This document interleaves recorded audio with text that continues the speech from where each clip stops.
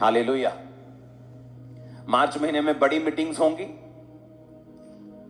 उन मीटिंग्स में हम एक स्पेशल सीट भी अनाउंस मैं करूंगा उस बड़ी मीटिंग के लिए, क्योंकि चर्च ने पार्किंग की 3.5 एकड़ जगह ली है बिल्कुल सामने। अब पार्किंग की प्रॉब्लम सॉल्व हो गई। बिल्कुल सामने जैसे आप एंटर किया करेंगे, रोड की दूसरी तरफ आपको 3.5 एकड़ का पार्किंग प्लॉट मिलेगा। वहां पर लगाएंगे, कोई प्रॉब्लम नहीं होगी। तो हमें तैयार रहना है। उसके बाद, बीच के बाद और बीच के पहले ही 13 और 16 मार्च से पहले ही 40 फास्टिंग की डेट अनाउंस होगी। 40 दिन के रोजे हम चर्च में आकर प्रेयर में रहेंगे। आप लोग भी प्रेयर में रहेंगे। प्रेयर पॉइंट्स मैं यहां पर नहीं बताऊंगा, वो जब आप जो लोग वहां पे होंगे उन्हीं के साथ मिलकर उन प्रार्थना पॉइंट्स के साथ हम प्रार्थना करेंगे। मैं आपको बता रहा हूं, कुछ ऐसा हो रहा है जो किसी ने सोचा नहीं। पॉलिटिकली मैं आपको बता रहा हूं, पूरी दुनिया में परमेश्वर कुछ बड़े डिसीजंस के साथ दुनिया में अपने आप को शो करेगा कि एंड पावर उसी की है और ताकत भी उसी की है। और उसी ने नबूकदनेस्सर को गद्दी पे बिठाया था और उसी ने उसको उतार दिया था। क्योंकि जब नबूकदनेस्सर, बाइबल कहती है, फूल उठा और कहा कि मैंने अपने ही ताकत और अपने इन्हीं हाथों की ताकत से पूरे साम्राज्य को बनाया है, तो परमेश्वर ने उसे गिराने का फैसला कर लिया।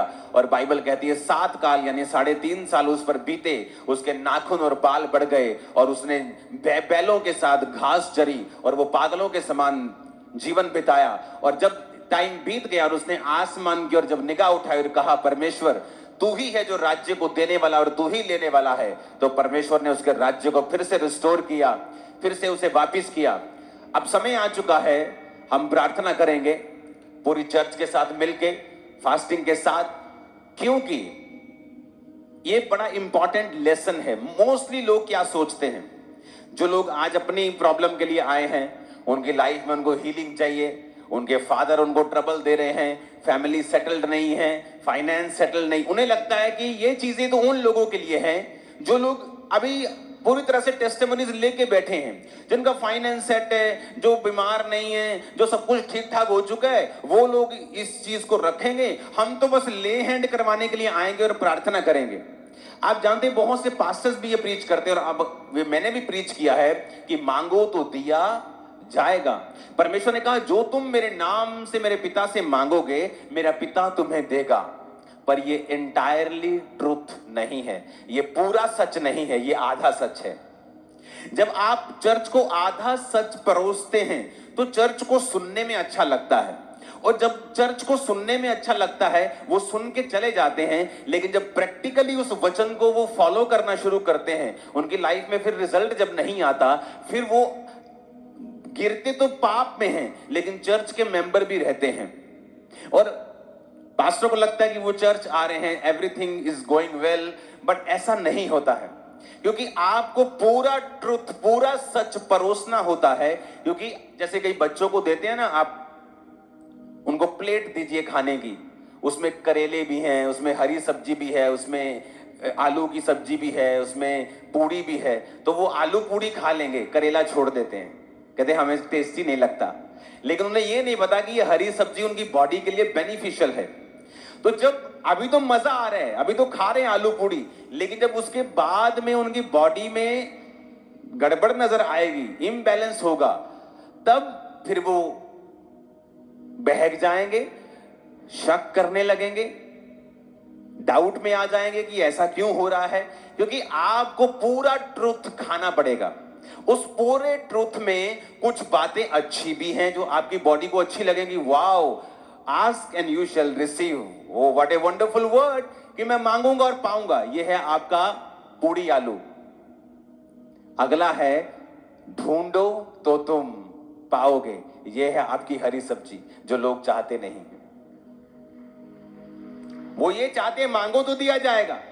पास्टर प्रीच करते हैं, लोग हैप्पी हो जाते हैं, वाओ वी आस्क एनीथिंग, अब कुछ भी मांगो तो परमेश्वर हमें देगा। लेकिन मेरी लाइफ में ऐसा नहीं हुआ। कई बार आप अपनी लाइफ में मांगेंगे, या किसी की आप एग्जांपल ले लें, आज कोई चर्च में बैठा मांग रहा है कि परमेश्वर मेरी मैरिज इस भाई के साथ, इस बहन के साथ, कोई भी इसके साथ, उसकी बहन के, कुछ भी मांग रहे हो आप कि इसके साथ हो जाए या उसके साथ हो जाए, लेकिन कई बार परमेश्वर की वो मर्जी नहीं होती और आप नहीं जानते परमेश्वर ने फ्यूचर में आपके लिए क्या रखा होता है। तो आप अगर पहले वचन में ही अड़े हुए हैं कि मांगो तो दिया जाएगा, तो आप जब परमेश्वर उस चीज को आपकी लाइफ में नहीं करेगा तो आप कहेंगे नहीं, ये वचन पूरा नहीं हुआ। क्योंकि इब्रानिया 11 उसकी 6 आयत में लिखा है, विश्वास बिना उससे प्रसन्न करना अनहोना है, क्योंकि प्रभु के पास आने वालों को विश्वास करना चाहिए कि वो है और वह अपने खोजने वालों को प्रतिफल देता है। Ask and you shall receive and seek, ढूंढो तो तुम। अब सेकंड पार्ट क्या होता है कि आपको परमेश्वर को ढूंढना होता है। अगर आप एक प्रार्थना कर रहे हैं कि परमेश्वर मेरी लाइफ में मुझे ये चीज चाहिए, परमेश्वर कहता है साथ साथ आपको मुझे ढूंढना भी पड़ेगा, क्योंकि परमेश्वर अपने खोजने वालों को प्रतिफल देता है। प्रतिफल का मतलब यह होता है कि जो आप मांग रहे हैं, हो सकता है कि वो डायरेक्ट चीज आपको ना मिले, लेकिन जो आपने मेहनत की है, जो आपने प्रार्थनाएं की हैं और प्रभु को खोजा है, उसकी वजह से शायद जो आपने मांगा था उससे भी 10 टाइम 100 टाइम बेटर चीज, अच्छी चीज आपकी लाइफ में परमेश्वर देगा और अपने वचन को वो पूरा करेगा। पर आज कलीसिया जो है वो वचन को पूरा सुनना नहीं चाहती, वो अपनी कानों की खुजलियां मिटाना चाहती है। उसे अच्छा लगना चाहिए, उसे और कुछ नहीं चाहिए। अगर उसे अच्छा लग रहा है तो वो वचन ठीक है। आज ये बात समझनी पड़ेगी, एक तरफ से मुझे मांगना होगा क्योंकि मेरा पिता मांगने से पहले जानता है मुझे किन चीजों की आवश्यकता है, लेकिन देता नहीं, देता तब है जब मैं मांगता हूं। तो एक तरफ से मुझे मांगना है जो भी मैं चाहता हूं, दूसरी तरफ से मुझे खोजना है। किसको? परमेश्वर को। कैसे खोजते हो आप उसको? एम्प्लीफाइड बाइबल में इब्रानिया 11 उसकी 6 आयत को हम पढ़ेंगे। मैं नीचे से उसको पढ़ूंगा। He is rewarder of those who earnestly and diligently seek him out। कहता वो रिवॉर्डर है उनका जो अर्नेस्टली, अर्नेस्टली का मतलब फोटो में देखेंगे, उसका मतलब है, पंजाबी में लिखा है दिलों, दिल से। अपने पड़ोसी को बोलो दिल से। एम्प्लीफाइड बाइबल में लिखा है जेड़े दिल तो रब नूं लभदे ने। कहां से? दिलों। एंड डिलीजेंटली, कहता लगन से। डिलीजेंटली का मतलब है लगन नाल ते मेहनत नाल। कहता जेड़े परमेश्वर नूं लभणगे दिलों, लगन दे नाल ते मेहनत दे नाल। कई बार जो आप मांग रहे हैं परमेश्वर आपको नहीं देता, क्योंकि वो चाहता है बेटा अब तू दूसरा स्टेप लेगा। क्या? तू मुझे ढूंढेगा। मैंने 2004 और 5 में अगर जो मैंने मांगा था मुझे मिल गया होता, आज मैं आपके सामने कभी बैठा नहीं होता। शायद सेवा कर रहा होता, लेकिन इस लेवल पे कभी नहीं होता, क्योंकि ये चॉइस होती है। जब मुझे जो मैंने मांगा मुझे नहीं मिला, मैंने प्रभु को खोजना शुरू किया। कैसे? मेहनत से। क्या मेहनत की? फास्टिंग, 40 रोजे 5 बजे तक, एक बार खत्म, 2 दिन के बाद ही दूसरे 40 रोजे खत्म, तीसरे 40 रोजे खत्म, चौथे 40, पांचवें 40। फास्टिंग मशीन बन चुके थे हम लोग। और साथ साथ में 40 रोजों के बीच बीच में 3-3 दिन रात के रोजे, क्योंकि परमेश्वर को ढूंढना है लगन से, मेहनत से और दिलों। बोलो दिलों। वो कैसे? मैं जा रहा हूं गाड़ी में, अपनी गाड़ी में जा रहा हूं और गाने बज रहे हैं फिल्म के, और मैं सोच रहा हूं कि क्या परमेश्वर चाहता है कि मैं ये सुनूं? हर बॉलीवुड का गाना शैतानी नहीं है, मैं आपको बता रहा हूं। वर्ड्स पे डिपेंड करता है कि वो कैसा है। कई बॉलीवुड के मशहूर सॉन्ग्स हैं जो क्रिश्चियनिटी में जीसस के लिए लिखे गए हैं और पवित्र आत्मा से भरे लोगों ने उन्हें लिखा है, लेकिन जब वो गाते हैं तो ऐसा लगता है कि वो अपनी बीवी को या अपने हस्बैंड को बोल रही है। हालेलुया। लेकिन जो मैं सुन रहा था वो अलग किस्म के थे। तो मैंने कहा नहीं, परमेश्वर तो नहीं चाहता होगा, बंद कर दो। क्या परमेश्वर चाहता है कि मैं ये करूं? क्योंकि अगर आप परमेश्वर को खोज रहे हैं तो आप दिल से चलेंगे। आपको जब आदमी दिल से चलता है, उसे पता होता है कि परमेश्वर नहीं चाहता मैं इस रिलेशनशिप में रहूं। वो चाहता है कि मेरा प्यार सिर्फ परमेश्वर हो। जब तक आपकी शादी नहीं होती, आप सिर्फ परमेश्वर के हैं। दिल से खोजना, ये क्या परमेश्वर चाहता है कि मैं ये इनडायरेक्ट पैसे कमाऊं, चोरी करूं? क्या परमेश्वर ये चाहता है कि मैं अपने काम से चोरी करूं, कामचोर बनूं? क्या परमेश्वर चाहता है? दिल से उसे खोजना, डिलीजेंटली, मेहनत से, अर्नेस्टली, दिल से, लगन के साथ उसे जब हम खोजना शुरू करते हैं तो परमेश्वर हमारी राहों को बदलता है और वो हमें लेके जाता है दिन प्रतिदिन आगे, और फिर हमें वो देता है जो उसने हमारे लिए बेस्ट रखा होता है। क्योंकि ये पहला स्टेप है जो आपको बताया जाता है कि ask anything in my name and you will receive that. ये सच्चाई है, लेकिन कंप्लीट ट्रुथ नहीं है। कंप्लीट है सीख डिलीजेंटली, अर्नेस्टली। किसको? अपने बॉयफ्रेंड को, गर्लफ्रेंड को? नो, कहता गॉड को। सीक हिम आउट, उसे खोजो कहता है। उसकी आदत है छुपना। परमेश्वर जा रहे हैं चलते हुए पानी पर, अपने चेलों के पास से निकल रहे। परमेश्वर नहीं चाहते थे चेले उन्हें देखें, लेकिन जब चेलों ने देख लिया तो परमेश्वर को अपने आप को बताना पड़ा, डरो मत, मैं हूं। वो चेले समझे भूत चल रहा है कोई पानी के ऊपर। तो परमेश्वर की आदत है छुपना। परमेश्वर की आदत है छुपना, छुप के रहना, ताकि इंसान उसे खोजे, इंसान उसको ट्राई करे, उसको खोजे, वो एफर्ट करे डिलीजेंटली, लगन से, मेहनत से, दिल से। ये परमेश्वर का एक आदत है, छुपना, अपने आप को छुपा के रखना, ताकि इंसान उसे खोजे। और परमेश्वर ने क्या कहा कि खोज, ढूंढ तो तू पाएगा। और इब्रानी में कहता है कि मैं अपने खोजने वालों को प्रतिफल देता हूं। मैं उन चीजों में नहीं फंसा। मैं चाहता था प्रभु मुझे तू इस प्रार्थना का उत्तर क्यों नहीं दे रहा है, लेकिन परमेश्वर नहीं दे रहा था। वो नहीं चाहता था, ना वो उत्तर दे रहा था। मैंने कहा कोई बात नहीं, खोजते रहे, खोजते रहे। अगर मैं प्रभु को खोज ना रहा होता, या मैं निराश हो जाता, या अपनी जिंदगी में गलत स्टेप ले लेता। बहुत से लोग गलत स्टेप ले लेते, शादी में, बिजनेस में, सेवकाई में। वचन कहता है पौलुस एक जगह जा रहा था प्रचार करने के लिए, और जैसे ही वो वहां पे गया, परमेश्वर की आत्मा ने कहा मत जा।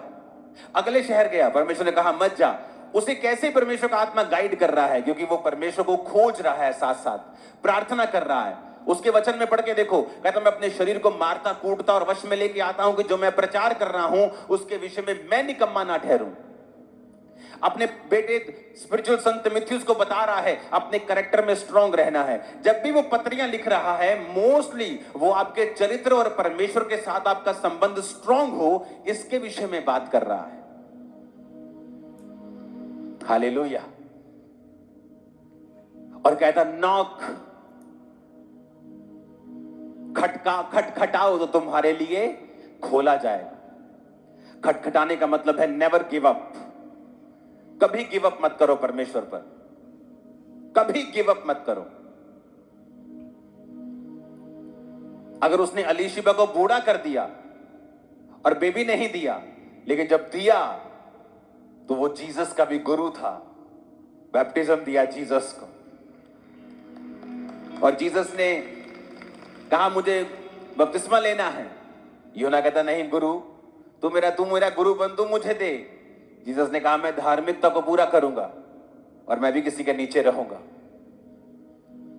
जब परमेश्वर आपको कुछ लेट कर रहा है, वो समथिंग वेरी पेक्यूलियर, बहुत यूनिक और बहुत ग्रेट कुछ आपकी लाइफ में बना रहा है, जो आपको वो देगा। बहुत ग्रेट, जो आप समझ नहीं पा रहे अभी। मांगो, ढूंढो और खटखटाओ। आप मांगो अपनी हीलिंग को। अगर वो नहीं हो रही तो इसका मतलब परमेश्वर एक्सपेक्ट करता है कि आप उसे ढूंढें, क्योंकि अगर वो हर बार आपको मांगने पे देता जाएगा, आप कभी अपने जीवन की कमियों की ओर ध्यान नहीं देंगे। आप कभी नहीं देखेंगे कि क्या कमी, कहां कमी है, क्या मैं करूं। क्योंकि जब मैं मांगने पे मिलता नहीं था तो परमेश्वर ने मेरी कमियां दिखाई। तेरी मेहनत कम है, तेरी फास्टिंग कम है, तेरी प्रेयर कम है। फिर मैं उस दिशा की ओर चल पड़ा जहां मुझे लगन से, मेहनत से परमेश्वर को खोजना था, अपनी लाइफ को भी साथ साथ परमेश्वर के साथ चलाना था, हर वो चीज को कट करना था जो परमेश्वर की ओर से नहीं है। हालेलुया। तो ये एक जर्नी है, क्योंकि जब आप मांगते हैं और आपको मिलता नहीं है, तब आपको ये खोजना होगा कि मुझे प्रभु के करीब कैसे जाना है और मुझे अपने जीवन की कमियों को कैसे ठीक करना है कि मैं आगे बढ़ सकूं। नहीं तो फिर लाइफ में कंफ्यूजन रहेगी। आप मांगेंगे, मिलेगा नहीं, और आप बीच में स्टक हो जाएंगे, आप बीच में अड़ जाएंगे आप, क्योंकि अब आपको ये नहीं पता कि मैं मांग रहा हूं पर मुझे मिल नहीं रहा। अब मैं ना आगे जा पा रहा हूं ना पीछे जा पा रहा हूं, अब मैं करूं क्या? क्योंकि आपको सेकंड स्टेप आपको फॉलो करना पड़ेगा, ढूंढो तो तुम पाओगे, क्योंकि परमेश्वर अपने खोजने वालों को प्रतिफल देता है। कि जो तुमने मांगा होगा, जितनी प्रार्थनाएं की होंगी, जितनी फास्टिंग की होगी, जितनी डिलीजेंटली, अर्नेस्टली, दिल से, लगन से, मेहनत से जीसस को खोजा होगा, कहता मैं सारी चीजों का प्रतिफल इकट्ठा करूंगा और तेरी गोद में डाल दूंगा और तू बेस्ट होगा। ओ आमीन ऊंचे वाला चाहिए। Hallelujah, hallelujah. आप तैयार हैं क्या? मैंने कहा आप तैयार हैं क्या? सिर्फ मांगने के लिए कि उसको खोजने के लिए भी? हां, सिर्फ खोजने के लिए कि उसके बाद खटखटाने के लिए भी?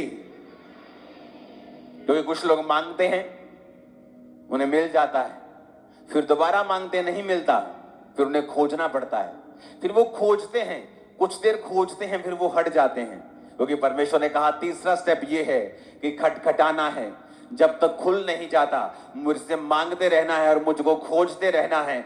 जब तक मिल नहीं जाता, मांगते रहना है, खोजते रहना है। क्योंकि परमेश्वर ने कहा, एक आदमी अपने दोस्त के घर के बाहर गया और कहा मेरा दोस्त आया, मुझे रोटी दे। उसने कहा नहीं, मेरे बच्चे मेरे साथ बिस्तर पे, मैं उठ नहीं सकता।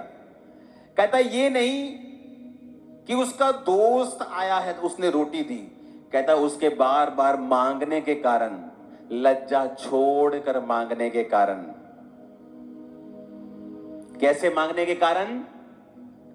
लज्जा, कहना शर्म छोड़ के मांगने के कारण, कि नहीं यार मैनू दे यार, मैं प्लीज उठ यार, नहीं इतना ना कर, कोई गल नहीं, मैं 2 मिनट च दे।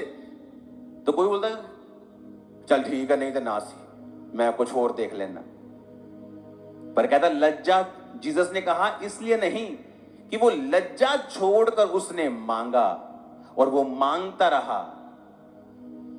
2013-12 की ये बात है, तब चर्च उधर लगती थी और एक लड़की को चर्च में लाए और उसे लहू बहने का रोग था। आई थिंक उसका भार 25 किलो हो गया होगा, ऐसे सूख के कांटा थी वो। और मुझे याद है जब वो प्रेयर लाइन में आती थी तो उस समय काफी ले हैंड होता था, संडे संडे संडे, तो वो बार बार लाइन में लग जाती थी। उसने एफर्ट करना कि मुझे प्रार्थना करवा के ही जाना है, और उस पर ले हैंड होता गया। आई थिंक मुझे जितना मालूम है कम से कम 100 बार उस पर ले हैंड हुआ होगा। लज्जा छोड़कर उसने मांगा। 10 साल 12 साल बाद मैंने उसे प्रेयर लाइन में देखा, वो बेबी पकड़ा, पता नहीं क्या, मैंने उसे देखा। मैंने कहा तू तो वही लड़की है। कहती हाँ, मैं ठीक हो गई थी, मेरी शादी हो चुकी है, अब मैं किसी और प्रेयर रिक्वेस्ट को लेके आई हूं। तो मैं देख रहा था कि परमेश्वर तेरा वचन पूरा होता है। उसने गिव अप नहीं किया। 2 बार ले हैंड, 3 बार ले हैंड हुआ, ब्लड अभी भी आ रहा है, रंग ब्लैक हो चुका है, बिल्कुल सूख, जितना आप इमेजिन करते हो किसी को सूख, उतना सूखी हुई थी। लेकिन परमेश्वर कहता अगर तू लज्जा छोड़कर मांगेगा, क्योंकि जहां प्रभु की उपस्थिति होती है ना, वहां चीजें आसान नहीं होती। जहां उपस्थिति नहीं होती वहां आसान होता है। लेकिन जहां आपको जीसस मिलेंगे तो जीसस को टच करना 12 साल की लहू बहने वाली औरत के लिए आसान नहीं था, क्योंकि जहां जीसस होते वहां लोग उनको छूने की कोशिश करते थे, आसान नहीं होता था।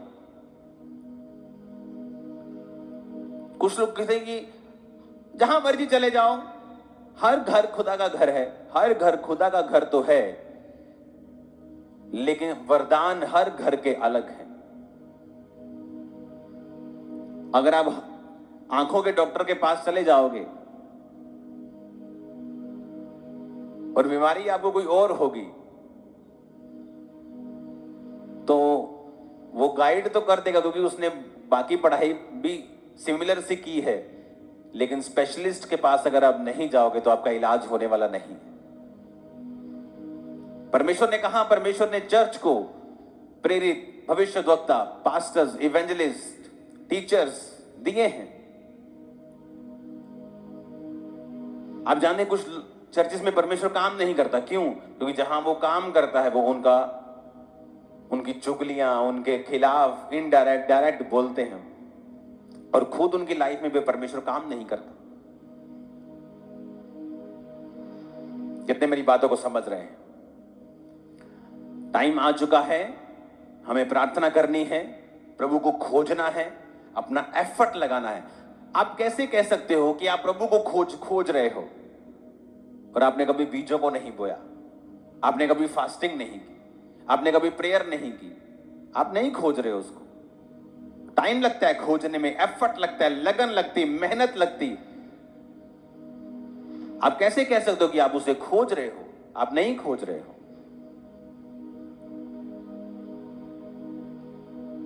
आई थिंक ये पहला बारिश का सीजन है जब चर्च अंदर है, टेंट नहीं है। हालेलुया, आराम से बैठे हैं, कोई टेंशन नहीं है। हालेलुया। बनाने को कब कट कुछ डाल देते, लेकिन जब कुछ बड़ा करना होता है तो टाइम लगता है। अब ये टेंट, ये शेड इतना बड़ा है और इधर को और इधर को और इधर को फैल रहा है, यहां लाखों लोग बैठ सकते हैं संडे।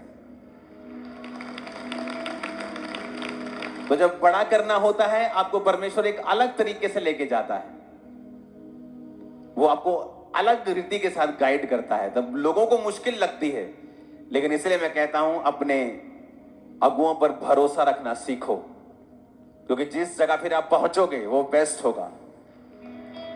आमीन। इन 40 रोजों में हम प्रार्थना करेंगे इकोनॉमी के लिए भी, और मेरा बिलीव है ये ऊपर आएगी, हमारा देश ब्लेस होगा और बढ़ेगा। क्योंकि आप नहीं जानते, मैं आपको फिर कह रहा हूं, आपको शायद ये समझ नहीं है, आप नहीं जानते आपकी प्रेयर में कितनी पावर है। आप नहीं जानते, अभी नहीं जानते आप। हालेलुया। लेकिन आपको जल्दी मालूम हो जाएगा।